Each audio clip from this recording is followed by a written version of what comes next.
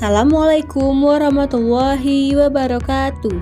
Di sini saya akan menjelaskan materi abnormalitas tentang kemampuan untuk berkomunikasi dalam banyak bahasa. Baiklah, saya akan menjelaskan pengertian kemampuan berbahasa. Kemampuan untuk berkomunikasi dalam banyak bahasa yang dikenal sebagai kemampuan multibahasa atau multilingual adalah kemampuan seseorang untuk berbicara dan memahami lebih dari dua bahasa. Individu yang menguasai banyak bahasa dapat berkomunikasi secara efektif dengan berbagai kelompok masyarakat dari latar belakang budaya yang berbeda. Selanjutnya, jenis kemampuan berbahasa. Jenis kemampuan berbahasa ada dua, yaitu bilingual dan multilingual. Bilingual adalah kemampuan seseorang untuk menggunakan dua bahasa dalam kehidupan sehari-hari, baik secara lisan maupun tulisan. Umumnya, seseorang bilingual menguasai bahasa ibu dan satu bahasa lain sebagai bahasa kedua. Sedangkan multilingual adalah kemampuan seseorang untuk menggunakan lebih dari dua bahasa dalam berkomunikasi, baik secara aktif seperti berbicara dan menulis maupun pasif seperti mendengarkan dan membaca. Ada juga manfaat kemampuan multibahasa. Yang pertama, peluang karir dan akses global. Menguasai lebih dari dua bahasa membuka peluang kerja di berbagai negara dan memungkinkan akses ke pasar global yang lebih luas. Yang kedua, peningkatan kemampuan kognitif. Orang multibahasa memiliki keunggulan dalam hal pemecahan masalah, kreativitas, fleksibilitas berpikir, dan kapasitas memori. Mereka juga lebih terlatih dalam multitasking dan pengambilan keputusan, serta memiliki ketajaman berpikir yang lebih baik. Yang ketiga, kepekaan dan adaptasi budaya. Dengan mempelajari bahasa, seseorang juga belajar budaya yang terikat. Ini meningkatkan kepekaan budaya, memperkuat komunikasi antar budaya, serta membangun toleransi dan saling menghormati antar individu dari berbagai latar belakang. Yang keempat, memperluas relasi dan jaringan sosial. Kemampuan berbahasa asing memudahkan seseorang memperluas jaringan sosial hingga ke komunitas internasional yang bisa menjadi sumber peluang baru dalam karir maupun pengembangan diri. Yang kelima, meningkatkan kesehatan mental. Studi menunjukkan bahwa kemampuan multibahasa dapat menunda munculnya tanda-tanda demensia dan menjaga kesehatan otak di usia lanjut. Yang terakhir, meningkatkan kinerja akademik. Anak-anak atau siswa yang belajar dalam lingkungan bilingual atau multibahasa cenderung memiliki hasil akademik yang lebih baik, kepercayaan diri tinggi, dan kemampuan adaptasi yang lebih kuat terhadap lingkungan baru. Tantangan dalam menguasai banyak bahasa. Yang pertama, tata bahasa yang rumit dan tidak familiar. Banyak bahasa memiliki aturan tata bahasa yang sangat berbeda dari bahasa ibu, seperti struktur kalimat, penggunaan kata kerja, atau bentuk jamak yang kompleks. Yang kedua, pengucapan dan aksen. Setiap bahasa memiliki bunyi, intonasi, dan aksen yang unik.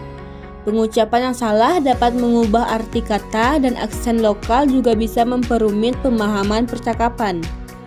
Yang ketiga, hafalan kosakata.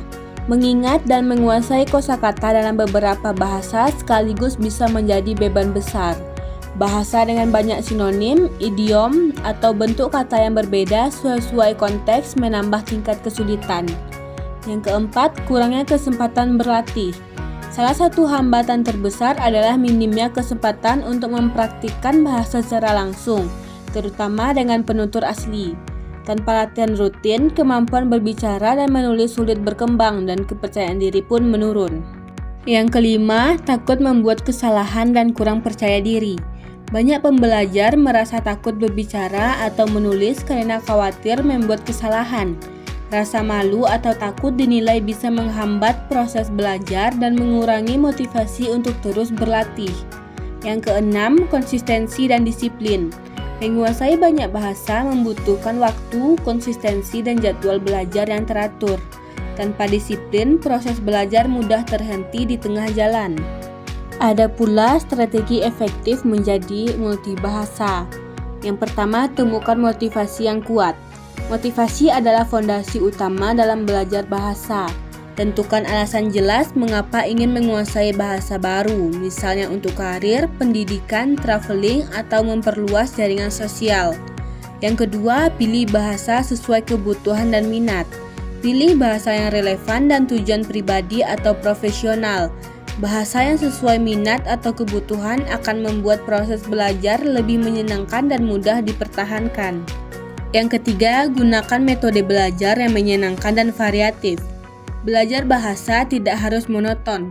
Memanfaatkan berbagai metode seperti menonton film, mendengarkan musik, membaca buku, bermain game edukasi, atau menggunakan aplikasi pembelajaran bahasa. Metode yang menyenangkan akan meningkatkan efektivitas dan daya serap. Yang keempat, latih kemampuan berkomunikasi secara aktif. Praktik berbicara sangat penting. Latih pengucapan dan percakapan dengan penutur asli, bergabung dengan komunitas bahasa, atau guna aplikasi chatting internasional. Semakin sering berlatih, semakin cepat kemampuan berbicara berkembang. Selanjutnya yang kelima, fokus pada kosakata dan struktur kalimat dasar. Mulailah dengan menguasai kosakata yang sering digunakan dan struktur kalimat dasar. Ini akan memudahkan memahami dan membangun kalimat dalam percakapan sehari-hari. Yang keenam, konsisten dan disiplin dalam belajar. Luangkan waktu khusus setiap hari untuk belajar bahasa. Konsistensi lebih penting daripada durasi belajar yang lama tapi tidak rutin. Jangan mudah menyerah saat menghadapi kesulitan. Jadi kesimpulannya adalah, kemampuan berkomunikasi dalam banyak bahasa merupakan keahlian yang sangat penting di era globalisasi. Individu yang bilingual atau multilingual tidak hanya memiliki keunggulan dalam beradaptasi di lingkungan sosial dan profesional yang beragam, tetapi juga mendapatkan manfaat kognitif seperti daya ingat yang lebih baik, kemampuan multitasking, dan keterampilan berpikir kritis yang lebih tajam. Secara keseluruhan, kemampuan multibahasa adalah aset berharga yang memperkaya kehidupan pribadi, sosial, dan profesional. Dengan pendekatan yang tepat, setiap individu dapat mengembangkan potensi multibahasa untuk menghadapi tantangan dan memanfaatkan peluang di dunia yang semakin terhubung. Sekian penjelasan dari saya. Assalamualaikum warahmatullahi wabarakatuh.